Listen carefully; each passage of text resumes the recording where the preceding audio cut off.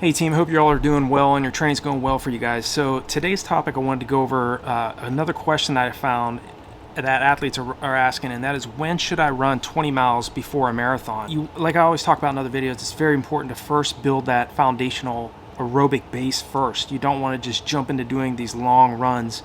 None of us can just jump into doing longer runs when we're not as aerobically fit and especially anaerobically fit.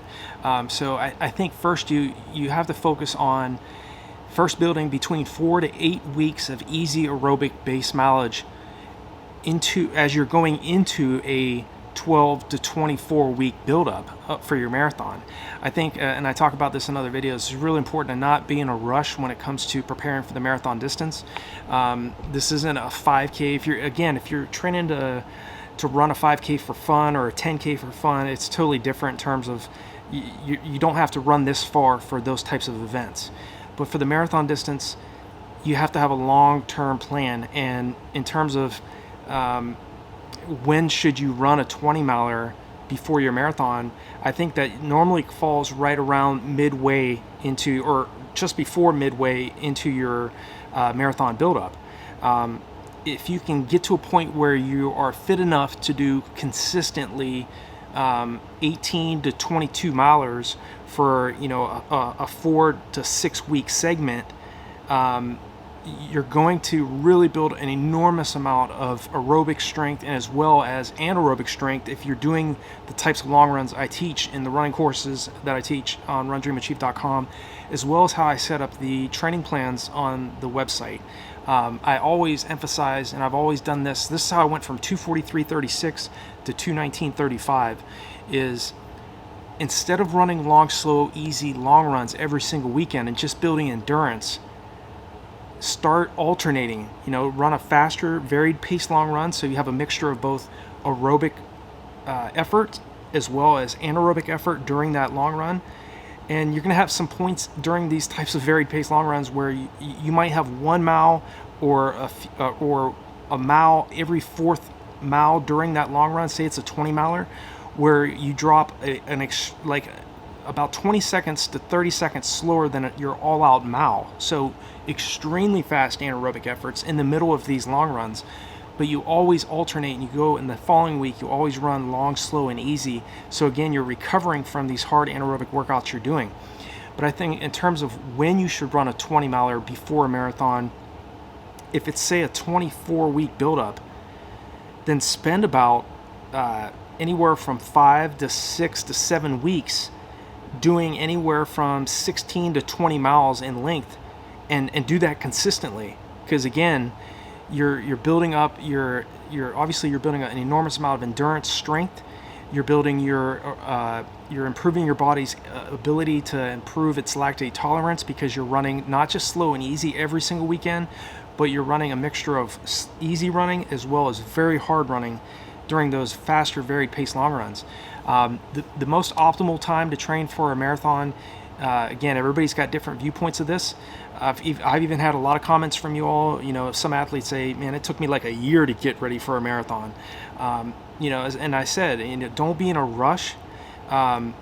Spend a minimum of 4 weeks, easy, relaxed aerobic mileage, preferably, between 4 and 8 weeks before you start doing a 16 to 24 week buildup for your marathon. Yes, you can still get in great shape doing an 8-week buildup, a 12-week buildup, but that is a very short amount of time to really get in great race shape, as opposed to if you were building up to say a 16, 4 to 6 month buildup.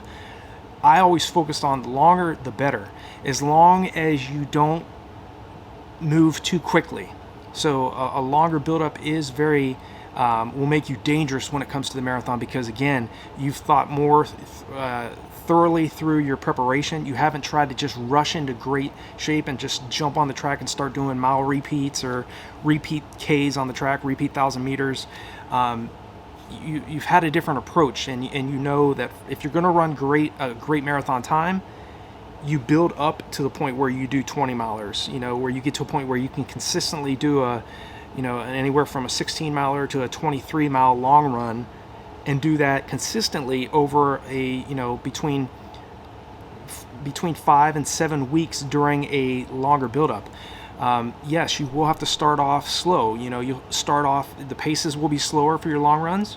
Your long run itself isn't going to be that long in the first few weeks of a buildup. So like say for instance, during a 16 or 24 week buildup, one of our training plans on RunDreamAchieve.com, I don't start the athlete doing a 12 miler during the first week of training. We focus, your long run may be anywhere from like 6 to 7 miles the first few weeks of your marathon buildup. And then again, if you're looking at a longer buildup, you want to start thinking about doing 20 milers for your marathon preparation right before midway or right at midway during the training cycle, and then trying to stay as consistent as you can be once you get right around midway through a 24-week buildup, and do 4 to 6 to 7 weeks of, like I said, anywhere from 16 miles to 23 miles in length. So, and then around the last 4 weeks of your buildup, focusing on, again, maintenance and just your speed, continuing to remind your legs what you're training them to do, continuing to focus on VO2 max workouts, 1 VO2 max workout per week, 1 tempo run per week, 1 varied pace long run per week, but always following it by the next week with a relaxed, easy long run. Again, the benefits of all your hard training is going to come from the rest period. So Google the word super compensation.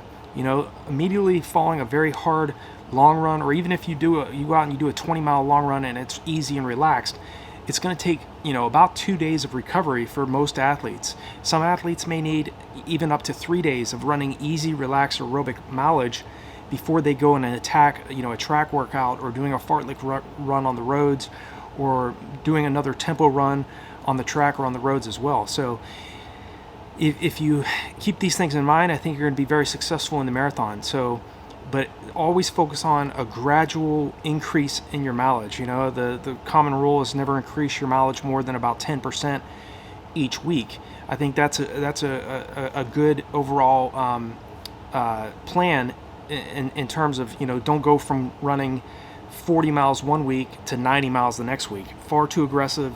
A great way to get burned out and get frustrated. You want to gradually over time start increasing your mileage, start increasing your intensities, and then go into that 10-day taper that we focus on with marathon training.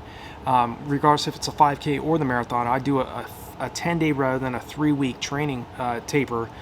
That way the athlete goes in rested, motivated, energized, and not feeling like they drop their intensity and their volume too far out from their marathon. That's what I want you all to not experience, because I've experienced that. I've tried 3-week tapers. It just, I always work best when I continue to remind my body of what I was training it to do up until just a few days out from my main race. And 10 days is plenty of time to back off your training, to start resting, but it's also the most difficult time, because we're very driven to put in the speed workouts, tempo runs, doing hill repetitions, doing those long runs and track sessions. But it's very, very hard to back off, allow ourselves to recover, because we think that we're not doing enough in those last 10 days.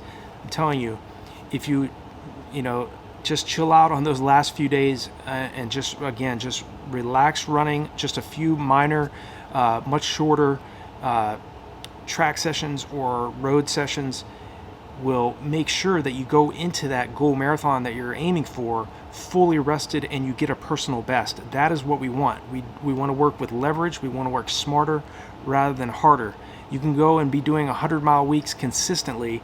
If you're running those weeks too aerobically, you're not preparing. Yes, you're going to build an enormous amount of strength and endurance, but in terms of your speed development, if you're not doing enough of that, all it's going to make you is a superior long, slow distance runner. So I hope that makes sense.